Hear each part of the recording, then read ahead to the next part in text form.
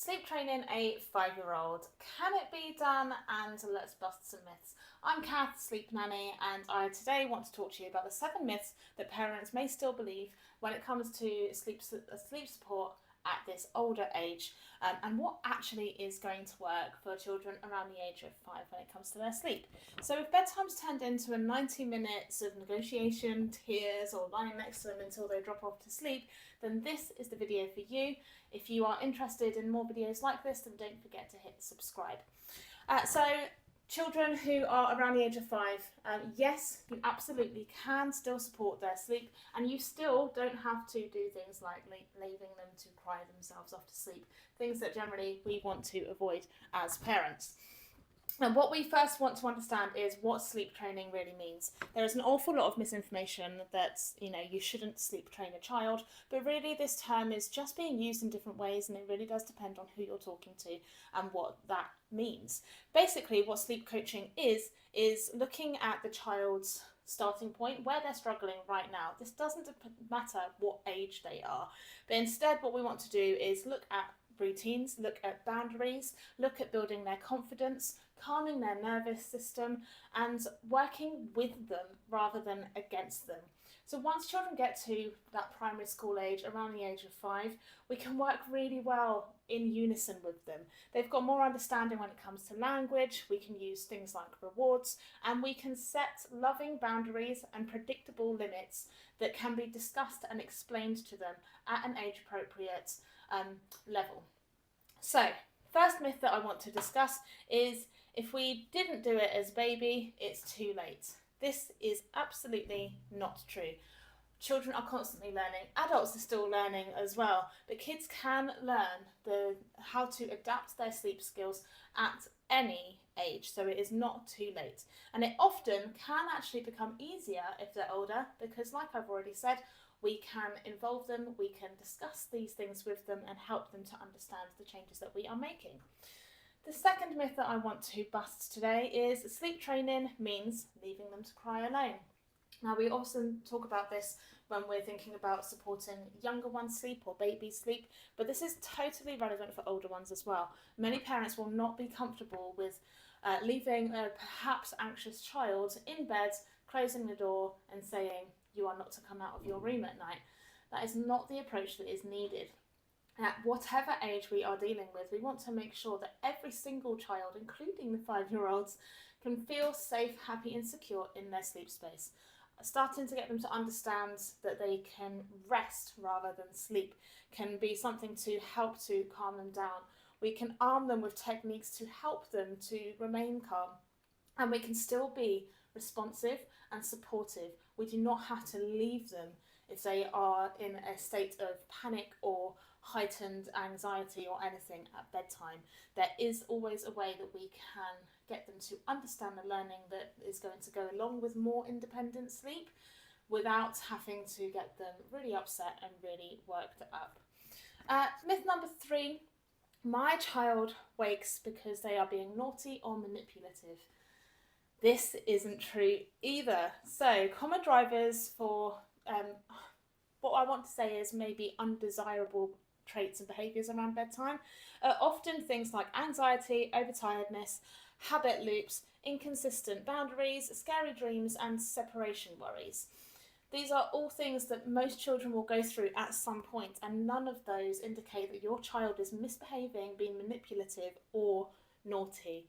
I don't like that word, I don't like using that word. I don't think any child is really naughty. They are just reacting to things in their environment and their feelings. At this age, children are still unable to regulate their emotions fully. Their brain, their upstairs and downstairs parts of their brain are still developing, so we can't expect them to be totally level all the time, and we can still expect ups and downs with moods and hormones and emotions. That is to be expected throughout childhood, but what we need to do is figure out a way to align with them and get on the same level as them so that we can help them navigate those things. We can help to reassure them, to lower their anxiety. We can make sure that we are using appropriate bedtime so that they're not becoming overtired. Behaviour is communication. basically. So we want to be able to listen to what our children are telling us, whether that is verbally or through behaviour, and respond appropriately while still keeping some loving boundaries in place. Myth number 4 that I want to talk about is later bedtime will fix it. I see this all the time with people saying, oh no, they were messing around at bedtime, so they clearly weren't ready, so they're just going to sleep later now. Yes, bedtimes can obviously sneak a little bit later as children get older. However, sleep needs don't really change an awful lot between the age of 3 and really 10. Yes, some children will start to go to sleep a little bit later as they get into sort of 6, 7, 8 years old. But generally speaking, for a 5-year-old, we still want to be having a good sort of 10.5 hours of nighttime sleep. So a later bedtime, all that's going to do is raise their cortisol levels and increase overtiredness. You may see that putting your child to bed later means that they fall asleep potentially quicker, but that doesn't necessarily mean that that's what they need, and instead they could then be crashing out. So myth number 5, if they nap or rest, they won't sleep at night. Now, at around the age of 5, generally children aren't napping anymore. However, some will still. They may come home from school or a busy day and fall asleep in the car or fall asleep on the sofa. This is okay, and if they just need time to chill out and rest, that's also not going to impact their nighttime sleep. If they are sleeping an extraordinary amount during the day, then this could be something that we need to look at to try to limit or support in a different way, using earlier bedtimes or quiet times rather than naps. But generally speaking, if a child falls asleep, let's say for example in a car, it's normally because they need it and their body is exhausted. So let them have the little power naps if they need them.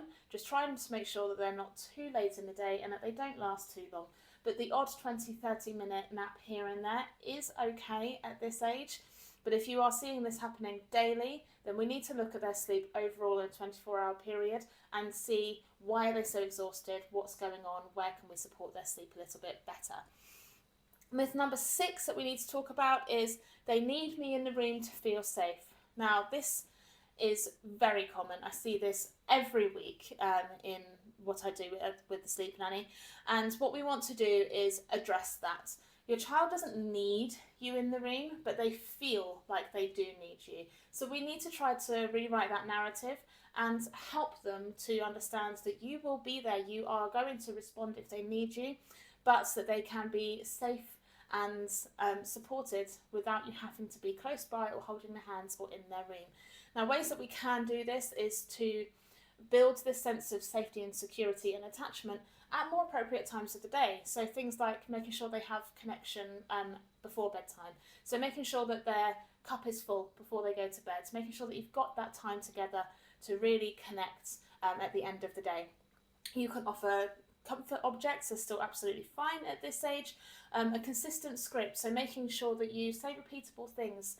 If they've asked you for one more story, maybe you can say, let's have another one in the morning. And do that every day. That really helps them to feel that sense of safety and security. Just make sure that you follow through on anything that you do say you will be doing. And then we want to gradually build that independence. And to gradually peel you away. We don't want to go from needing to lay with the child to go to sleep to leaving the room. That's going to be too difficult. There are things that you can do which would need to be looked at more individually for very specific advice, but things like the chair method or timed check-ins are still totally appropriate for this age. The last myth is rewards and bribery will backfire. Absolutely not necessarily at all. I have found that many children respond very well to visual aids or rewards as a way to motivate them and to help change those habits. Generally, habits take about 2 to 3 weeks to form and solidify. So if we can use a reward scheme in a short-term sort of boost, then that's absolutely going to help your little one to be invested and help those neural pathways to understand it's a new way of going to sleep. So no, rewards aren't going to backfire, but make sure that the reward is appropriate. Generally, children prefer a time-based reward, so getting to do something with you is going to help them rather than allowing them to pick a new toy at the weekend if they go to sleep well. Think about what they're doing to reach those rewards. We want to make it achievable. We don't want them to feel like they're failing. There's lots more about reward charts that I will do another video on, so if you haven't already, then hit subscribe to make sure that you know when to watch that video. So what actually works is very simple. We need to identify where your child's at, their individual traits, what they're struggling with, talk to them, ask them about their sleep, because they are old enough at this age to have some input and they need to feel heard. That can help you to align, and that is the most important thing, aligning with your child so that we're not battling against them at bedtime, and instead creating a new lead up to bedtime that feels united, feels respectable both ways. And that's where we're going to start seeing stress levels reduced, calmness come back to your evenings, and your little one falling asleep more independently and at an appropriate time. So your 5-year-old sleep is not broken and you have not missed the window. There is plenty that we can still do to support your little one's sleep. If you are interested in how else we can help you, then please head over to our main site where you can book a free call and see how we can support you and your family to get healthy sleep that you need, no matter what age your child is.